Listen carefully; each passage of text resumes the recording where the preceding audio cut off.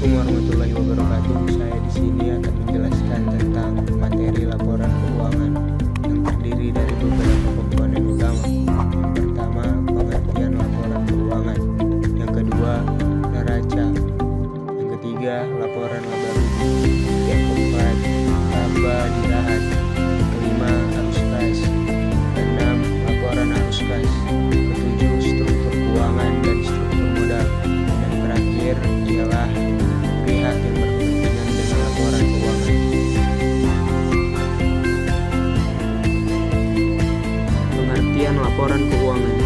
Laporan keuangan adalah laporan yang menggambarkan keadaan finansial perusahaan selama periode waktu tertentu, baik dalam bentuk posisi keuangan maupun kinerja. Laporan keuangan menyediakan informasi yang digunakan oleh pengguna untuk membuat keputusan ekonomi.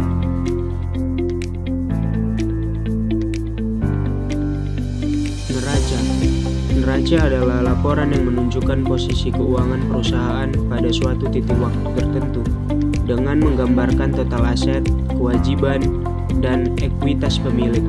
Neraca sering dianggap sebagai foto dari keadaan keuangan perusahaan yang memberikan gambaran tentang apa yang dimiliki dan apa yang menjadi utang perusahaan pada suatu waktu tertentu.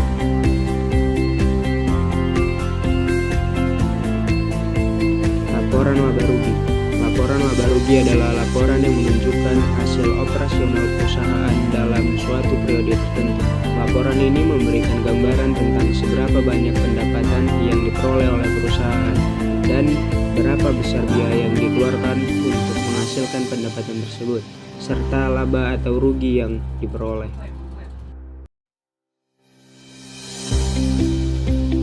Laba ditahan.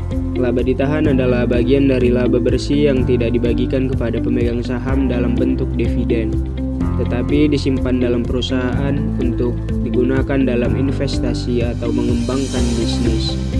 Laba ditahan tercermin dalam laporan perubahan ekuitas dan juga di neraca perusahaan.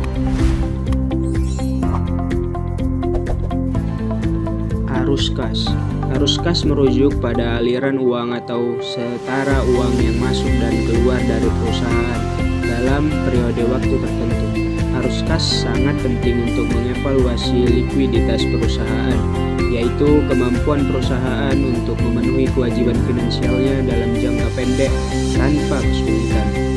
Perusahaan yang memiliki arus kas positif dapat menjalankan operasi, membayar hutang, dan melakukan investasi tanpa harus mengandalkan pembiayaan eksternal.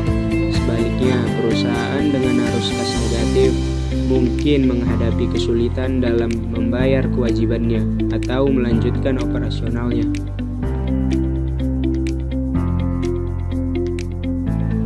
Laporan arus kas. Laporan arus kas adalah laporan keuangan yang menunjukkan perubahan dalam kas perusahaan selama periode tertentu.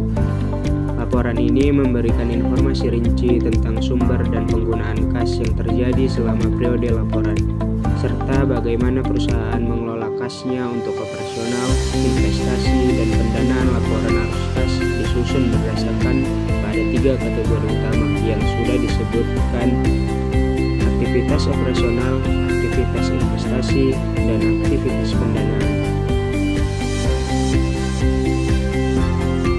Struktur keuangan dan struktur modal. Struktur keuangan mengacu pada bagaimana perusahaan membiayai aset-asetnya, termasuk proporsi antara utang dan ekuitas yang digunakan untuk membiayai operasi dan ekspansi perusahaan.